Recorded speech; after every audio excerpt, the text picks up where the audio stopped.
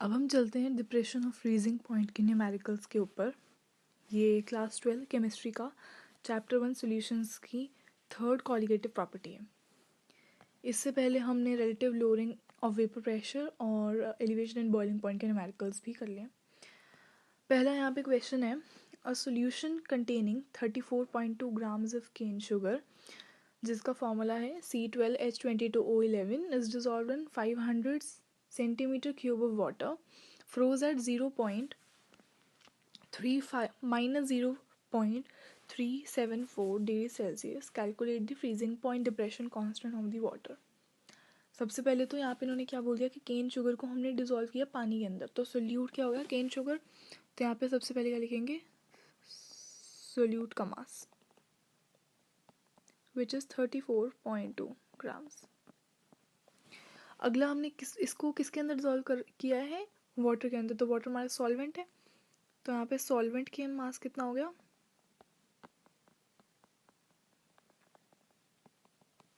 अब देखो यहाँ पे ना इन्होंने सॉल्वेंट का हमें क्या दे दिया, मास दे रखा है। एक्चुअली में इन्होंने 500 सेंटीमीटर क्यूब दिया है, ठीक है। सेंटीमीटर क्यूब का मतलब होता है सीसी, तो ये 500 सीसी दे रखा है हमें, ये ग्राम में नहीं दे रखा। लेकिन हमें पता है कि वाटर जो होती है ना उसकी डेंसिटी 1 होती है। जब भी हमें सीसी को ग्राम में कन्वर्ट करना होता है तो हम उसको डेंसिटी से मल्टीप्लाई कर देते हैं, ठीक है। लेकिन वाटर की डेंसिटी क्या होती है, 1 होती है, तो इसीलिए इस सब का मैटर नहीं करेगा। ये जो सीसी में है ना वही इसकी वैल्यू क्या होगी, ग्राम में होगी। क्यों, क्योंकि डेंसिटी क्या है, 1 है। तो 500 ग्राम ही हमारा क्या होगा, सॉल्वेंट हो जाएगा। यहाँ पे इन्होंने ना सोल्यूट का मास ये दे रखा है, देखो हमें जो सोल्यूट का मास है ना वो 34.2 ग्राम दे रखा है। लेकिन इन्होंने ये फॉर्मूला भी दे रखा है C12H22O11। तो इसका काम क्या है, इससे हम इस सॉल्यूट का मॉलिक्यूलर मास निकाल लेंगे। तो जब हम इसका मॉलिक्यूलर मास निकालेंगे ना, मॉलिक्यूलर मास कैसे निकालेंगे, कार्बन का मास होता है 12 इंटू हमने C12 ले रखा है तो 12 प्लस में हाइड्रोजन एक का मास होता है 1 और टोटल कितने हैं 22, तो 22 प्लस में ऑक्सीजन एक का मास होता है 16 इंटू यहाँ पे कितने दे रखे हैं हमें O11। तो ये करके हम मल्टीप्लाई करके अपना आंसर निकाल लेंगे। और इसका आंसर क्या आता है, मॉलिक्यूलर मास काउंट करके हमारा आता है यहाँ पे 342। तो 342 ग्राम पर मोल यहाँ पे आता है, ग्राम पर मोल। ओह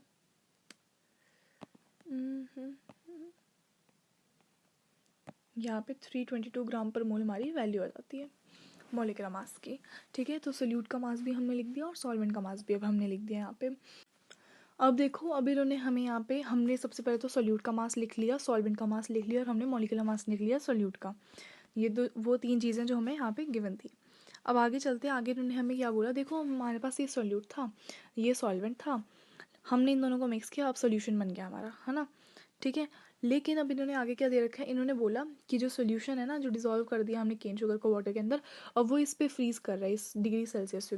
किस पे फ्रीज़ कर रहा है, -0.374 डिग्री सेल्सियस पे फ्रीज़ हो रहा है। तो अब ये सोल्यूशन फ्रीज़ हो रहा है, तो सोल्यूशन का फ्रीजिंग पॉइंट जो होता है उसको कैसे लिखते हैं, हम उसको लिखते हैं TF।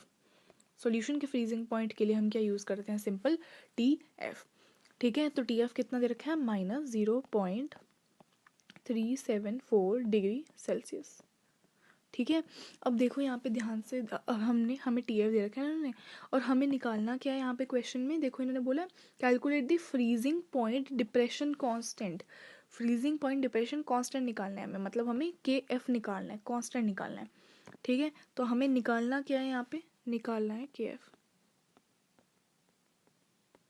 KF निकालना है, मतलब हमें कांस्टेंट की वैल्यू निकालनी है, कांस्टेंट निकालना है हमें, है ना, ठीक है। आगे अब हम यूज़ करने वाले हैं यहाँ पे एक बहुत ही ज़्यादा इम्पॉर्टेंट फॉर्मूला, ओके। यहाँ पे अब यूज़ होगा एक फॉर्मूला हम यूज़ करने वाले अपना डिप्रेशन एंड फ्रीजिंग पॉइंट का। क्या फॉर्मूला हम यूज़ करते थे, फॉर्मूला यूज़ करते थे delta TF is equal to KF into M, है ना, ये हम फॉर्मूला यूज़ करते थे। अब यहाँ पे क्या होता था, यहाँ पे डेल्टा TF होता था हमारा डिप्रेशन इन फ्रीजिंग पॉइंट, कि हमारा फ्रीजिंग पॉइंट कितना ज़्यादा कम हो रहा है, कितना डिप्रेशन आ रहा है फ्रीजिंग पॉइंट में। KF होता था हमारा कांस्टेंट, वही जो हमें निकालना है इस क्वेश्चन में। और M क्या होती थी, M होती थी मोलैलिटी, ठीक है। यहाँ पे M क्या है, एम है मोलैलिटी, ठीक है। तो मतलब अगर मुझे यहाँ पे क्वेश्चन में देखो क्या निकालना है, क्वेश्चन में हमें निकालना है के F, depression and freezing point का कांस्टेंट निकालना है। इसका नाम होता है मोलल डिप्रेशन कांस्टेंट, या इसको क्रायोस्कोपिक कांस्टेंट भी बोलते हैं। तो हमें ये कांस्टेंट की वैल्यू निकालनी है। अगर मुझे ये कांस्टेंट की वैल्यू निकालनी है, ये के एफ की वैल्यू निकालनी है, मुझे दो वैल्यूज़ पता होनी चाहिए। एक तो मुझे ये वाली पता होनी चाहिए, एक मुझे ये पता होनी चाहिए, ताकि मैं इन दोनों को डिवाइड करके एम को नीचे ले जाके इसकी वैल्यू निकाल लूँ। लेकिन क्या मुझे डेल्टा टी, हमें मोलैलिटी तो हम निकाल लेंगे क्योंकि हमें हमारे पास सोल्यूट का मास दे रखा है ना, वो सारी चीज़ें हमें दे रखी हैं। लेकिन क्या हमारे पास डेल्टा टी एफ है? नहीं, हमारे पास टी एफ है ना। तो देखो यहाँ से एक फॉर्मूला लिखते हैं अभी। डेल्टा टी एफ का फॉर्मूला क्या होता है? एक और फॉर्मूला होता है डेल्टा टी एफ का, डिप्रेशन इन फ्रीजिंग पॉइंट जो होता है ना, वो इज इक्वल टू होता है T F not minus T F. ओहो, कहाँ गया ये?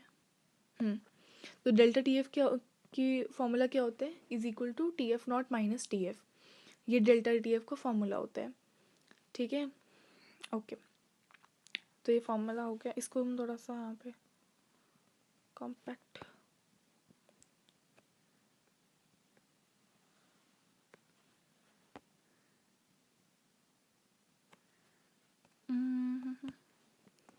तो डेल्टा टी एफ का फॉर्मूला मैंने क्या बताया अभी यहाँ पे?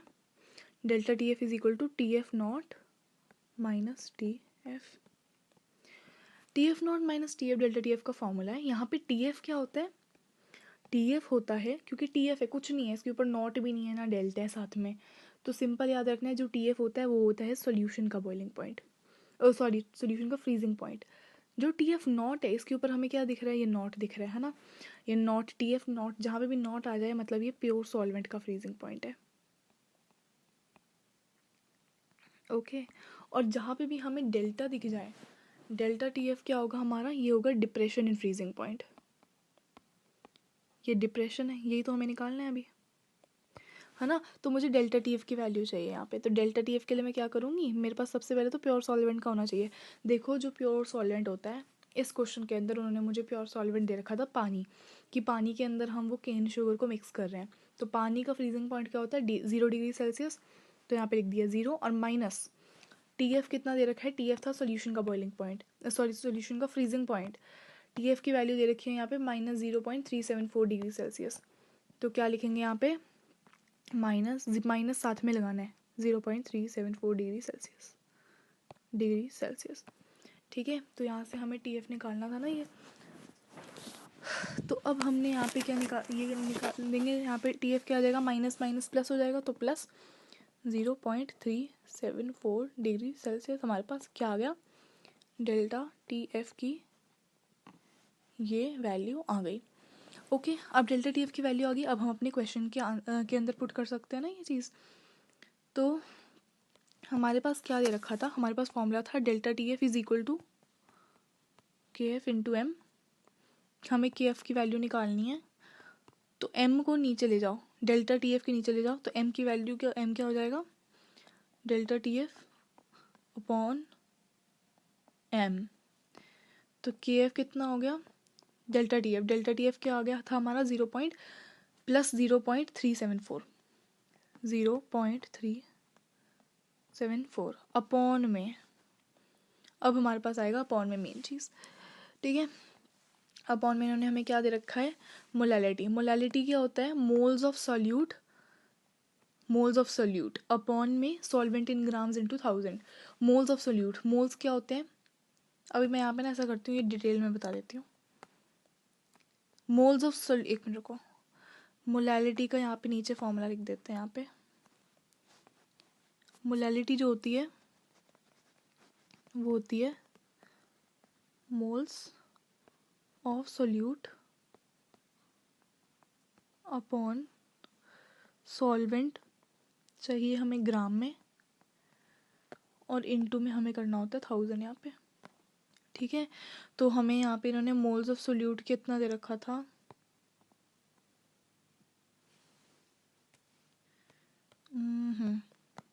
मोल्स ऑफ सोल्यूट देखो, मोल्स क्या, अब सबसे पहले, अब आगे और मोल्स ऑफ सोल्यूट दे रखे हैं ना। मोल्स का मतलब क्या होता है? गिवन मास अपॉन में मॉलिक्यूलर मास। गिवन मास कितना है? 34.2, और हमने मॉलिक्यूलर मास कितना निकाला था? 342। तो 34.2 34.2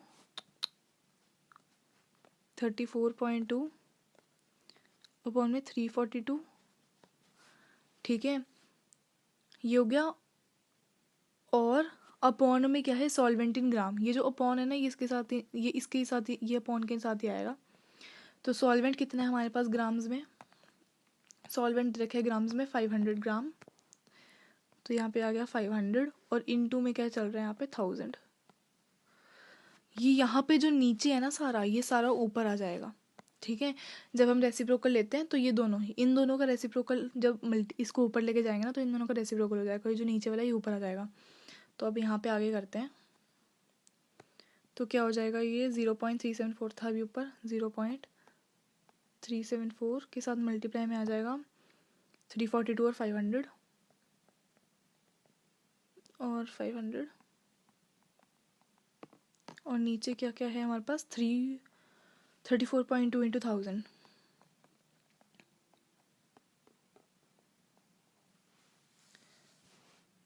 ठीक है, ये हो गया। अब आगे क्या करने वाले हैं हम, आगे देखते हैं आगे ये क्या वैल्यू, किसकी वैल्यू आ रही है, ये KF आ रहा है हमारा पास, ठीक है। ये 500 से 1000 को डिवाइड करेंगे 2 पे, ये देखो यहाँ पे ये 34.2 दे रखा है ना, एक मिनट,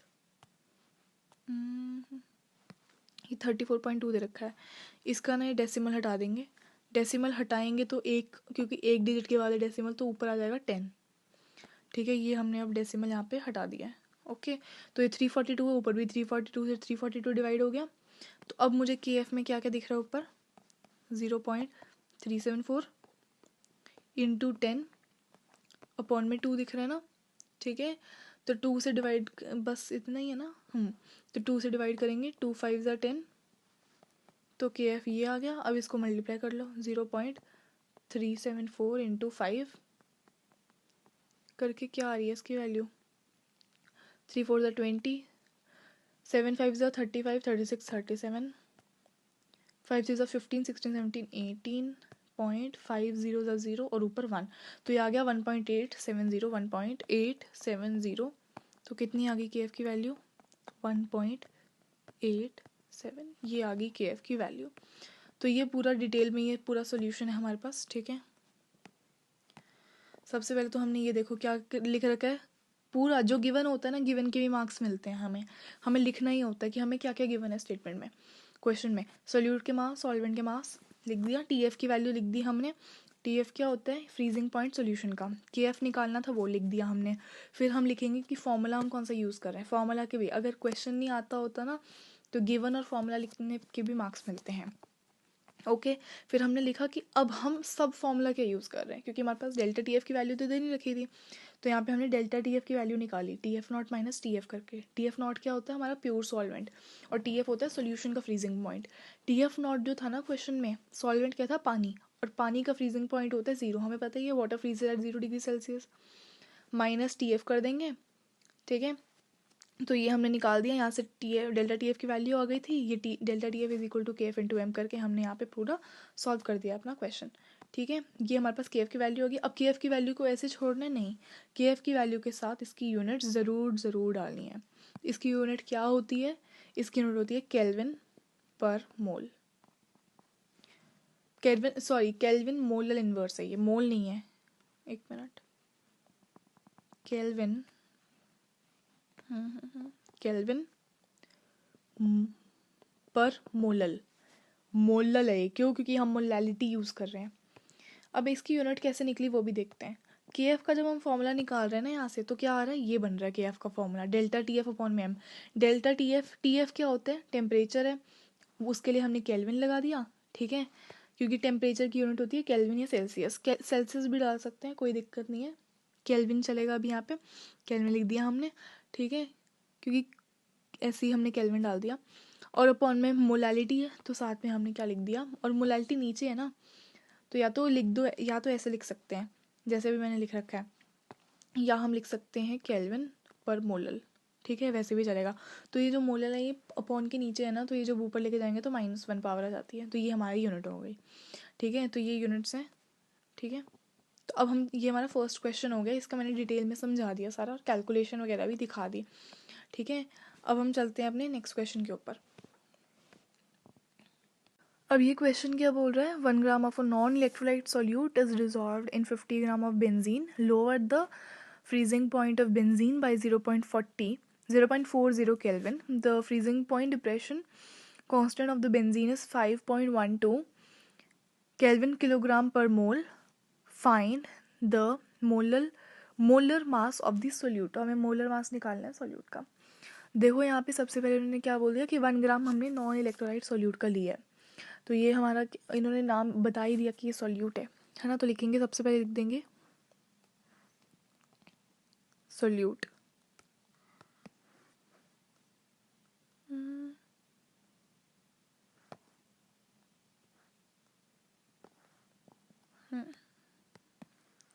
सबसे पहले क्या लिखने वाले हैं, सोल्यूट का मास। सोल्यूट का मास कितना दे रखा है हमें, 1 ग्राम। ओके, तो सोल्यूट का मास है 1 ग्राम। फिर उन्होंने बोला हमने इसको 50 ग्राम बेंजीन में डाल दिया, तो ये क्या है, बेंजीन हमारा सॉल्वेंट है, तो लिखेंगे सॉल्वेंट का मास, है ना। सॉल्वेंट का मास कितना हो गया, 50 ग्राम। अब ध्यान दो, यहाँ पे सोल्यूट हमें ना, नॉर्मली क्वेश्चंस के अंदर सोल्यूट दे रखा होता है, साथ में उसका फॉर्मूला भी दे रखा होता है, जिससे हम उसका मोलर मास निकाल लेते हैं। लेकिन यहाँ पे इन्होंने मास तो दे दिया सोल्यूट का, लेकिन उन्होंने मोलर मास दिया ही नहीं है, तो मोलर मास को एम लेट कर लेंगे यहाँ पे। तो ये लिखा हो molar mass is equal to M, क्योंकि वही तो हमें निकालना है, तो उसको एम लेट कर लो, ठीक है। इन्होंने बोल दिया जब हमने ये इसको डिज़ोल्व किया ना, सोल्यूट को डिज़ोल्व कर दिया बेंजीन के अंदर, तो इसने हमारे फ्रीजिंग पॉइंट को लोअर कर दिया 0.40 केल्विन से। लोअर कर दिया मतलब फ्रीजिंग पॉइंट को इतना से कम कर दिया। कितना कम, कितने से कम किया, 0.40 केल्विन से। तो ये हमें डिप्रेशन इन फ्रीजिंग पॉइंट दे दिया, ठीक है। तो डिप्रेशन इन फ्रीजिंग पॉइंट यहाँ पे ना 0.40 से कम कर रखा है, इन्होंने बोला लोअर द फ्रीजिंग पॉइंट, तो इसीलिए क्या होगा, ये होगा हमारा डिप्रेशन इन फ्रीजिंग पॉइंट, जो कि क्या होता है, डेल्टा टी एफ। तो डेल्टा टी एफ की वैल्यू कितनी होगी, 0.40 केल्विन, ठीक है। अब इन्होंने हमें यहाँ पे क्या दे दिया, आगे दिया है the freezing point depression constant of benzene. अब यहाँ पे फ्रीजिंग पॉइंट डिप्रेशन कांस्टेंट भी दे दिया, कांस्टेंट है तो के और फ्रीजिंग पॉइंट का है तो एफ, तो ये के एफ की वैल्यू कितनी दे दी, 5.12 केल्विन किलोग्राम पर मोल, ठीक है। अब यहाँ पे हम फॉर्मूला किसका हमें यहाँ पे निकालना क्या है, सबसे पहले तो निकालना है, देखो निकालना क्या है, टू फाइंड आउट, फाइंड क्या करना है यहाँ पे, मोलर मास निकालना है सोल्यूट का। तो हमें क्या निकालना है यहाँ पे, एम की वैल्यू निकालनी है। इसको एम को ना कैपिटल कर लेते हैं, क्योंकि बड़ा कर लेते हैं इस एम को, इसको एम लेट कर लेते हैं। यहाँ पे क्या हो जाएगा, ये एम। तो एम की वैल्यू हमें निकालनी है मोलर मास, ठीक है। अब स्टार्ट करते हैं अपने क्वेश्चन सॉल्यूशन को। फॉर्मूला क्या यूज़ करने वाले हैं, सबसे पहले वो लिखते हैं। फॉर्मूला क्या होता है, delta T F is equal to K F into M. Delta T F क्या होता है, depression in freezing point. K F क्या होता है, फ्रीजिंग पॉइंट डिप्रेशन का कांस्टेंट, है ना, या मोलल डिप्रेशन कांस्टेंट, जिसको क्रायोस्कोपिक कांस्टेंट भी बोलते हैं। और एम क्या होता है, मोलैलिटी। तो डेल्टा टी एफ की वैल्यू हमें क्या पता है 0.40, तो डालेंगे 0.40। ओके, आगे इन्होंने हमें क्या दे दिया, के एफ की वैल्यू भी दे दी। के एफ की वैल्यू कितनी है, 5.12। अब दे दिया मोलैलिटी। मोलैलिटी क्या होता है, मोल्स ऑफ सोल्यूट। सोल्यूट का मास कितना है, 1 ही है, तो 1 अपॉन में मोलिकुलर मास कितना है, एम लेट कर रखा है हमने। तो मोल्स कितने हो गए, मोल्स ऑफ सोल्यूट हो गए 1/m। तो सोल्यूट इन मोल्स अपॉन में क्या होता है, सॉल्वेंट इन ग्राम। सॉल्वेंट का मास कितना दे रखा है, 50, तो यहाँ पे नीचे आ जाएगा 50 × 1000, ठीक है। तो अब बस हमें इसको सॉल्व कर लेना है। यहाँ पे जो m नीचे है ना, इसको इस साइड ले जाओ, इस साइड ये ऊपर आ जाएगा, और ये 0.40 को नीचे ले आना। तो m कितना आ गया, 5.12 × 1000 अपॉन में 50 × 0.40, ठीक है। ये हो गया ना, बस ये है ना हमारे पास वैल्यूज, ठीक है। तो अब आगे करते हैं। क्या करेंगे, 10 से 10 यहाँ पे 10 से 10 कैंसिल कर देंगे। ओके, तो अब देखो यहाँ पे 0.40 में भी 2 के बाद डेसिमल है, 5.12 में भी 2 के बाद डेसिमल है। तो ये डेसिमल से डेसिमल कैंसिल कर दो, क्योंकि एक ही दोनों दो दो नंबर के बाद है। तो यहाँ पे ये डेसिमल हट गया, यहाँ पे भी ये डेसिमल हट गया। ओके, ये 40 के आगे 0 है, तो इसकी तो कोई वैल्यू नहीं है, इसको भी हटा दो। अब देखो 1 0 बचा है, 10 से 10 कैंसिल, ये वाला कैंसिल हमने कर दिया। ठीक है, अब 5 1 ज़ा 5 2 ज़ा, क्योंकि ऊपर 10 ही बचा था, 2 1 ज़ा और नीचे क्या बचा है 4 बचा, 2 1 ज़ा 2 2 ज़ा 2 1 ज़ा और यहाँ पे करो 2 2 ज़ा आएगा 4, फिर आएगा 1 1, तो 2 5 ज़ा 10, देन 6, तो 256 क्या आ गया हमारे पास, 256 ग्राम्स पर मोल। ग्राम पर मोल क्यों लिखा है, क्योंकि ये मॉलिक्यूलर मास या मोलर मास की यूनिट होती है। तो ये आ गया हमारे पास अपना आंसर। ठीक है, बहुत ही ईजी क्वेश्चन है ये वाले क्वेश्चंस बहुत इजी होते हैं। ठीक है, इजी होते हैं काफ़ी। अगले क्वेश्चन पे चलते हैं। अगला क्वेश्चन है 45 ग्राम ऑफ इथाइलिन ग्लाइकोल हमने लिया, उसको मिक्स कर दिया इतने पानी में, फ्रीजिंग पॉइंट निकाल, पहले डिप्रेशन निकालो फिर फ्रीजिंग पॉइंट सोल्यूशन का निकालना। देखो के एफ की वैल्यू तो इन्होंने यहीं दे रखी है, तो मैं दोबारा लिखने नहीं वाली ये गिवन में। ठीक है, इथाइलिन ग्लाइकोल का इन्होंने दे रखा है मास 45 ग्राम, तो ये हमारा क्या है, सोल्यूट है। तो सोल्यूट का मास कितना है, 45 ग्राम्स। ठीक है, अब इन्होंने फॉर्मूला दे दिया उसका C2H6O2, तो यहाँ से हम इसका मॉलिक्यूलर मास भी निकाल लेंगे। मॉलिक्यूलर मास कितना आ जाएगा, कार्बन एक का मास होता है 12, तो 12 इंटू 2 प्लस में एक हाइड्रोजन का मास 1, 1 इंटू 2 प्लस में ऑक्सीजन का मास होता है 16, तो 16 इंटू 2 32। तो इन सबको ऐड कर लेना, इस ऐड करके मॉलिक्यूलर मास की वैल्यू आ जाएगी 62 ग्राम पर मोल। हो गया इतना। अब थोड़ा स्पीड में करते हैं क्वेश्चन को सॉल्व। ठीक है, आगे इन्होंने हमें दे दिया ये 600 ग्राम ऑफ वाटर के अंदर डाल दिया, तो ये सॉल्वेंट का मास हो गया। तो सॉल्वेंट का मास कितना है, 600 ग्राम। ठीक है, तो ये हमारे पास पानी है 600 ग्राम, तो ये सॉल्वेंट हो गया। हमें निकालना है फ्रीजिंग पॉइंट डिप्रेशन। ए पार्ट सॉल्व करते हैं। ए पार्ट में हमें निकालना है फ्रीजिंग पॉइंट डिप्रेशन, मतलब डेल्टा टी एफ, है ना, डिप्रेशन निकालना है डेल्टा टी एफ। ठीक है, डेल्टा टी एफ निकालना है यहाँ पे। अब इसका सोल्यूशन सॉल्व कर इसको सोल्यूशन स्टार्ट करते हैं। तो फॉर्मूला क्या यूज़ करते हैं, delta T F is equal to K F into M. Okay, ठीक है, डेल्टा टी एफ की वैल्यू निकालनी है। के एफ कितना दे रखा है इन्होंने हमें, के एफ दे रखा है 1.86। ठीक है, इनटू मोलैलिटी। मोलैलिटी क्या होता है, मोल्स ऑफ सोल्यूट। तो सोल्यूट मोल्स और सोल्यूट ऑफ मोल्स के फॉर्मूला क्या होता है, गिवन मास। गिवन मास क्या है 45, अपॉन में मॉलिक्यूलर मास क्या है इसका 62, अपॉन में इसकी इसी के साथ क्या आता है हमारे पास, सॉल्वेंट का मास। सॉल्वेंट का मास कितना दे रखा है हमें 600, और ऊपर क्या आता है मल्टीप्लाई में 1000। ये लो, ये बन गया। ठीक है, अब इसको करो सॉल्व। डेल्टा टी एफ क्या आ गया, 1.86 इंटू 45 इंटू 1000,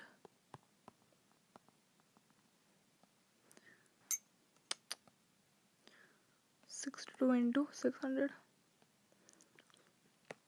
अब देखो यहाँ पे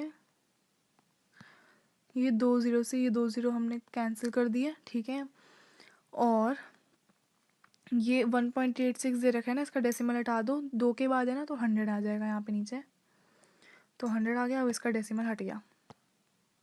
ओके,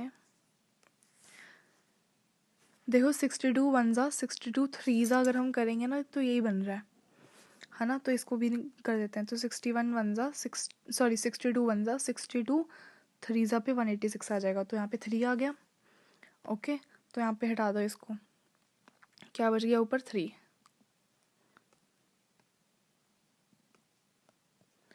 ठीक है, अब देखो 3 1 ज़ा 3 2 ज़ा, तो यहाँ पे भी नीचे क्या नीचे सब करके क्या बच गया 2, यहाँ पे निकाल दो इसको, नीचे बच गया 2।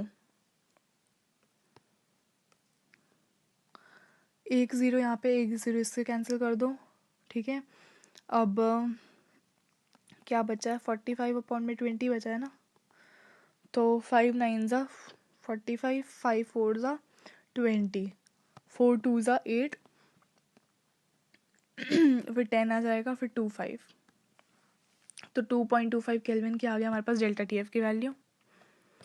अब आगे देखो, अब हमें सिर्फ और सिर्फ यही नहीं निकालना है, तो एक ए पार्ट यहाँ पे ख़त्म हो गया। बी पार्ट में हमें क्या निकालना है, हमें निकालना है बी पार्ट जो है इसमें निकालना है फ्रीजिंग पॉइंट सॉल्यूशन का।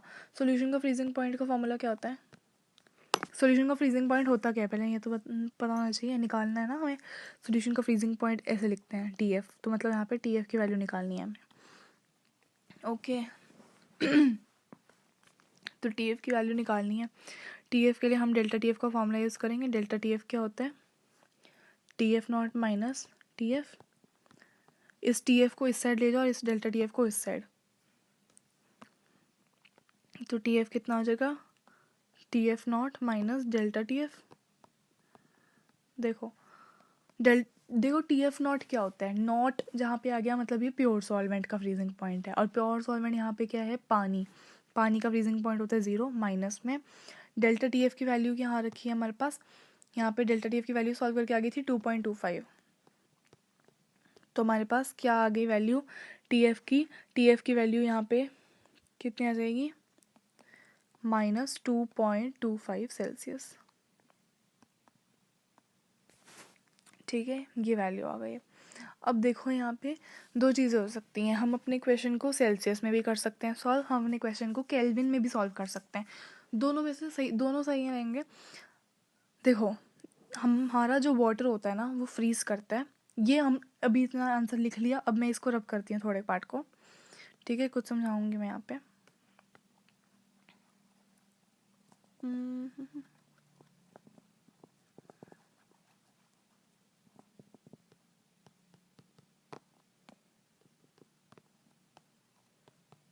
ओके जो वाटर होता है ना, यहाँ पे हम प्योर सॉल्वेंट की फ्रीजिंग पॉइंट की बात कर रहे हैं, है ना। जो वाटर होता है ना, देखो जो डेल्टा टी एफ होता है ना, इसका तो मैटर नहीं करता कि ये सेल्सियस में है केल्विन में है, सेम रहेगा। ठीक है, लेकिन जो नॉर्मल हम बात कर रहे हैं ना फ्रीजिंग पॉइंट सॉल्यूशन की या सॉल्वेंट की, उसमें फ़र्क आता है। मतलब उसमें फ़र्क क्या है कि हम अपने न्यूमेरिकल को केल्विन में भी कर सकते हैं, सेल्सियस में भी कर सकते हैं, लेकिन ना जो फ्रीजिंग पॉइंट होता है, जैसे अभी मैं बात कर रही थी फ्रीजिंग पॉइंट की, कि वाटर जो है हमारा, तो वाटर जो है ना ये फ्रीज करता है 0 डिग्री सेल्सियस पे। ठीक है, 0 डिग्री सेल्सियस पे फ्रीज कर रहा है। अगर यही मुझे केल्विन में करना होता है ना, तो केल्विन में ये 0 डिग्री सेल्सियस की वैल्यू पता है क्या होती है, ये होती है 273.15 डिग्री सेल्सियस। ठीक है, तो याद रखना जो पानी है वो फ्रीज करता है 0 डिग्री सेल्सियस पे। ओहो यहाँ पे सेल्सियस लिख दिया मैंने, और या हम इसको 273.15 केल्विन भी लिखते हैं। तो ये जो न्यूमेरिकल अभी मैंने इसमें 0 माइनस करके लिखा था ना वैल्यू डेल्टा टी एफ, यहाँ पे 0 माइनस की जगह यहाँ पे 273.15 माइनस करके भी वैल्यू आ सकती है। फ़र्क क्या आएगा, जब अभी मैं निकाल रही थी तो मेरा टी एफ जो था वो सेल्सियस में आ रहा था, अब अगर मैं केल्विन यहाँ पे डाल के निकालूंगी तो वो वैल्यू केल्विन में आ जाएगी। समझ आई बात। तो अब हम केल्विन में करके देखते हैं, दोनों में से कोई भी चलता है, कोई भी आंसर लिखा जाता है, दोनों में से कोई भी सही होता है। ठीक है, तो टी एफ अभी मैं निकाल रही थी, तो यहाँ से मैंने टी एफ कैसे निकाला था, टी एफ एंड में पता है क्या आ गया था, ये हो गया था T F not minus delta T F. तो अभी मैंने बताया ना ये वही प्योर सॉल्वेंट पानी है, तो पानी का हम 0 डिग्री सेल्सियस की जगह हम 273.15 केल्विन भी लिख सकते हैं, माइनस में डेल्टा टी एफ। देखो डेल्टा टी एफ तो सेम ही रहेगा ना, चाहे वो सेल्सियस में हो या केल्विन में हो, डेल्टा टी एफ पे कोई फ़र्क नहीं पड़ता, क्योंकि डेल्टा टी एफ तो दोनों को माइनस करके ही आ रहा है, तो वो सेम रहेगा। डेल्टा टी एफ हमारे पास यहाँ पे क्या था 2.25, तो 2.25 से हमने माइनस कर देंगे और इसका आंसर अब क्या आ जाएगा 270.9 केल्विन। ठीक है, यहाँ पे हम ये वाला क्यों किया हमने, सेल्सियस तक क्यों नहीं छोड़ दिया, दोनों में से कोई भी सही होता है, उसमें आंसर नेगेटिव में आ जाएगा, इसमें पॉजिटिव में आएगा आंसर। ठीक है, यहाँ पे हमारे न्यूमेरिकल सॉल्व हो गया, दोनों में से कोई एक करना है, दोनों करने की ज़रूरत नहीं होती, दोनों सही हैं। अगले क्वेश्चन पे अगर हम चलते हैं, ये डबल डाटा क्वेश्चन है। A solution of urea in water has a boiling point of 100.128 degree Celsius, calculate the freezing point of the same solution. ठीक है, मोलर कॉन्स्टेंट्स दे रखे हैं, के एफ दे रखी है और के बी। यहाँ पे ना मतलब हमने दो नहीं दे रखे, हमें इन्होंने के एफ और के बी, मतलब एक फ्रीजिंग पॉइंट की भी बात हो गई है बीच में, और यहाँ पे बॉइलिंग पॉइंट की भी बात हो रही है। सॉल्यूशन है यूरिया का पानी के अंदर, उसका बॉइलिंग पॉइंट इन्होंने हमें क्या दिया है, उस सॉल्यूशन का बॉइलिंग पॉइंट दे दिया। सॉल्यूशन का बॉइलिंग पॉइंट मतलब इन्होंने हमें क्या दिया यहाँ पे, TB दे दिया। मतलब TB दे दिया इन्होंने हमें, सॉल्यूशन है ना, तो TB 100.128 डिग्री सेल्सियस, कि इन्होंने हमें बॉइलिंग पॉइंट दे दिया अपने सॉल्यूशन का, ठीक है, जो यूरिया को पानी में डाल के बना है। अब इन्होंने हमें क्या बोला कि कैलकुलेट करो फ्रीजिंग पॉइंट सेम सॉल्यूशन का, इसी सॉल्यूशन का ना फ्रीजिंग पॉइंट कैलकुलेट करो। फ्रीजिंग पॉइंट क्या होता है, TF। इन्होंने बोला वो कैलकुलेट करो। अगर मोलर कॉन्स्टेंट्स पानी का KF और KB की वैल्यू क्या है, KF की वैल्यू है 1.86 और KB की वैल्यू है, यूनिट भी लिखनी है साथ में, मैंने नहीं लिखी यहाँ पे, 0.51 और 2, ठीक है, 0.512। ओके, तो ये दे रखा है इन्होंने और हमें निकालना है TF। सबसे पहले तो इन्होंने हमें दे रखा है TB की वैल्यू दे रखी है ना हमें, तो यहाँ से डेल्टा TB निकालते हैं। डेल्टा TB क्या होता है, TB माइनस TB नॉट, ठीक है, दोनों में फ़र्क होता है फ्रीजिंग और बॉइलिंग के लिए फॉर्मूला में, ठीक है। तो TB क्या होता है, TB होता है, हम पानी ले रहे हैं क्योंकि सॉल्वेंट तो पानी, अभी यहाँ पे TB दे रखे है ऑलरेडी हमें 100 माइनस 100.128 माइनस में TB नॉट होगा ना प्योर सॉल्वेंट वाला, क्योंकि नॉट आ गया, तो पानी जो बॉयल करता है वो होता है 100 पे, तो यहाँ पे डेल्टा TB की वैल्यू आ जाएगी 0.128, ठीक है, केल्विन या सेल्सियस जो भी है। अब यहाँ पे डेल्टा TB आ गया, तो डेल्टा TB का फॉर्मूला क्या होता है, KB/m, ठीक है। यहाँ पे डेल्टा TB कितना आ गया, 0.128 आ गया था, अपॉन में KB क्वेश्चन में पहले ही से ही दे रखा है 0.512, तो यहाँ से m की वैल्यू आ जाएगी। जब हम डिवाइड करेंगे तो 1 0 से 1 0 कैंसिल हो गया, क्योंकि 3 डिजिट के पहले हैं दोनों, ठीक है, तो ये डेसिमल वगैरह हट गया यहाँ पे, ठीक है। अब हम इन दोनों को डिवाइड करेंगे तो 128/512 को डिवाइड करके क्या आता है, 0.25 आता है, तो मोलैलिटी क्या आ गई, 0.25। अब हमें निकालना क्या है, हमें निकालना है डेल्टा TF, सॉरी हमें TF निकालना है, डेल्टा TF नहीं TF निकालना है ना, हमें फ्रीजिंग पॉइंट निकालना है अपने सॉल्यूशन का। तो TF के लिए हमें सबसे पहले तो डेल्टा TF ही निकालना है। तो डेल्टा TF की फॉर्मूला क्या होता है, KF/m। अब देखो KF की वैल्यू दे रखी है ना मुझे, कि KF की वैल्यू क्या दे रखी है, 0.512, 1 मिनट, KF की वैल्यू क्या दे रखी है, 1.86, मोलैलिटी हमने निकाल ली 0.25। इन दोनों को मल्टीप्लाई कर देंगे, मल्टीप्लाई करने पे आंसर आ रहा है 0.465 आंसर आ जाएगा। ये तो डेल्टा TF है, हमें TF निकालना है। तो TF का फॉर्मूला क्या होता है, यहाँ पे मैं लिख देती हूँ TF का फॉर्मूला, यहाँ पे लिख देते हैं। TF का फॉर्मूला होता है TF is equal to, delta TF का फॉर्मूला होता है ना वैसे तो हमारे पास, वहीं से निकालते हैं हम। देखो delta TF is equal to क्या होता है, TF नॉट माइनस TF। अब इसमें से TF को उस साइड ले जाएंगे तो TF का फॉर्मूला क्या आ जाएगा, TF not minus delta TF। तो TF not minus delta TF करना है हमें। TF नॉट क्या होता है, फ्रीजिंग पॉइंट सॉल्वेंट का। फ्रीजिंग पॉइंट यहाँ पे 0 डिग्री सेल्सियस ले लेते हैं और माइनस में सेल्सियस वाला ले रहे हैं तो 0, क्योंकि पानी 0 पे फ्रीज होता है, और माइनस डेल्टा TF क्या रखा है हमारे पास, 0.465, तो माइनस 0.465, तो आंसर क्या आ गया, माइनस 0.465। बस हो गया एक, बस ये थे हमारे न्यूमेरिकल्स, और साथ में इसके साथ डिग्री सेल्सियस लग जाएगा, ठीक है। So these were the numericals of the topic depression and freezing point. हमने 4 न्यूमेरिकल सॉल्व किए हैं, ठीक है, प्रॉपर पूरा सॉल्यूशंस के साथ सॉल्व किए हैं इनको, ठीक है। Okay bye.